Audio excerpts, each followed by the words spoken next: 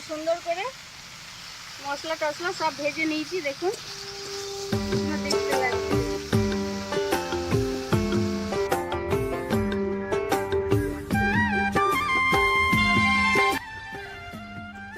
নমস্কার বন্ধুরা, আজকে আমি একটা সবজি রান্না করব আর সাথে কলমি শাক ভাজা। কালকে হাট বসেছিল রবিবারে, কিছু সবজি কিনে নিয়ে এসেছি। দেখুন একদম কাঁচা কুমড়ো সবুজ। তো এই রেসিপিটা করবো, আপনারা প্রথম থেকে শেষ পর্যন্ত দেখবেন, খুব ভালো লাগবে দেখতে কীভাবে আমি রান্নাটা করছি। আর ঘরেই কেটে নিয়েছি, এখানে তো কাদা বালি লেগেই আবার বাইরে রান্না করছি, তাই আমি বাড়িতেই কেটে নিয়েছি। রান্নাটা করব, আপনারা দেখুন।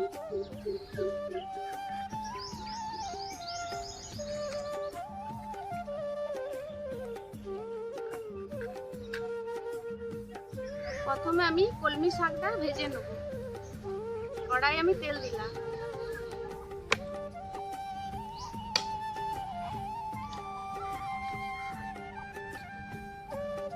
কয়েকটা গোটা জিরে, কাঁচা লঙ্কা, 4 কোয়া রসুন,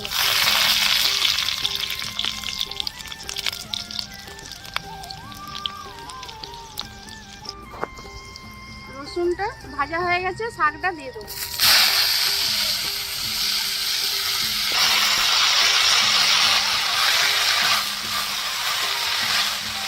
বাদাম দিয়ে করেছিলাম, আজকে ছোলা দিয়ে শাকটা ভেজে নেব।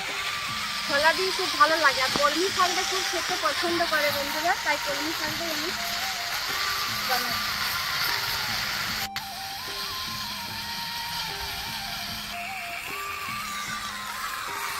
সামান্য লবণ,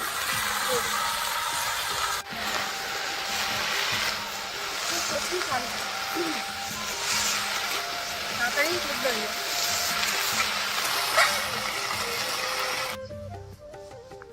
শাকটা আমার ভাজা হয়ে গেছে, নামিয়ে নেব। বাদাম দিয়ে ছোলা দিয়ে শাক ভাজাটা খুব সুন্দর লাগে বন্ধুরা খেতে। কচি শাক এইটুকু হয়ে গেল, আর বাদাম ছোলা দিয়ে খুব ভালো লাগে খেতে শাক। সবজিটা রান্না করে নেবো। কড়াইয়ে সরষের তেল দিয়ে দিলাম। কি কি নিয়েছি দেখে নেব।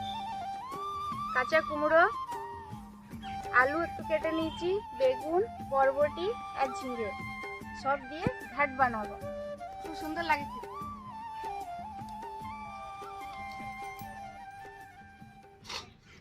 একটা তেজপাতা, গোটা জিরে, কেটে রাখা পেঁয়াজ,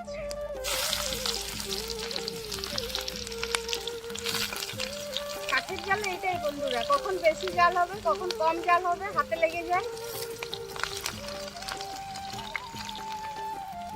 এক এক করে সবজিগুলো ভেজে নেব। প্রথমে আলু দিলাম, বরবটি,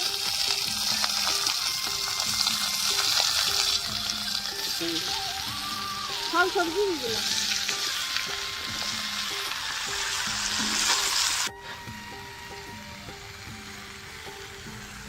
আদা, রসুন, কাঁচা লঙ্কা আর আধ বাটা করে নিয়েছি, খুব মিহি করে কিন্তু বাটিনি, এর মধ্যে দিয়ে দেবো।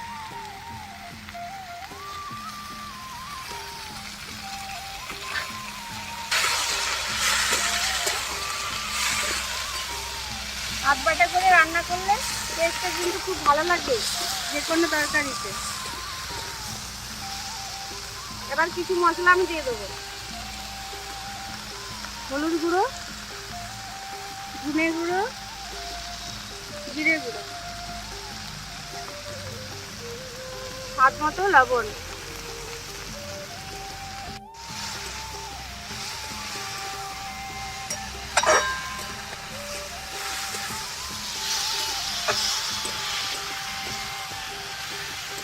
এইভাবে রান্না করলে খুব সবজিটা খেতে দারুণ লাগে বন্ধুরা। এইভাবে ভেজে ভেজে রান্না করলে খুব সুন্দর লাগে খেতে সবজি।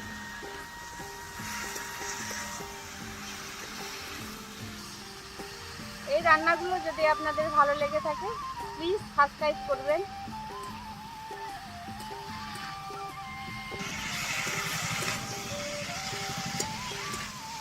খুব সুন্দর করে মশলা টসলা সব ভেজে নিয়েছি, দেখুন দেখতে লাগছে। দেখুন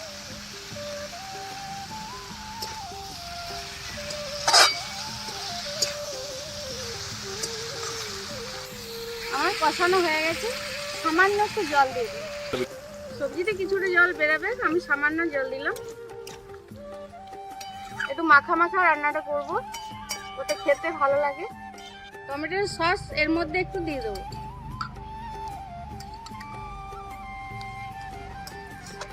এতে একটু টেস্টটা ভালো আসবে। কিছুক্ষণ ঢাকা দিয়ে সিদ্ধ করে নেব।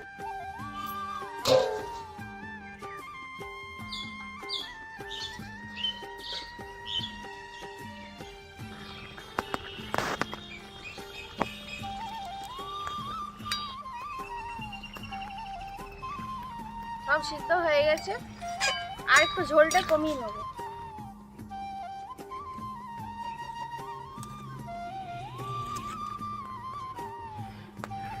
আপনাদের যদি আরো রান্না জানতে ইচ্ছা হয় আমাকে কমেন্ট করবেন, বলবেন, জানাবেন। আমি চেষ্টা করব আপনাদেরকে ভিডিও তুলে ধরার জন্য। সামান্য গরম মশলা দিয়ে দেবো।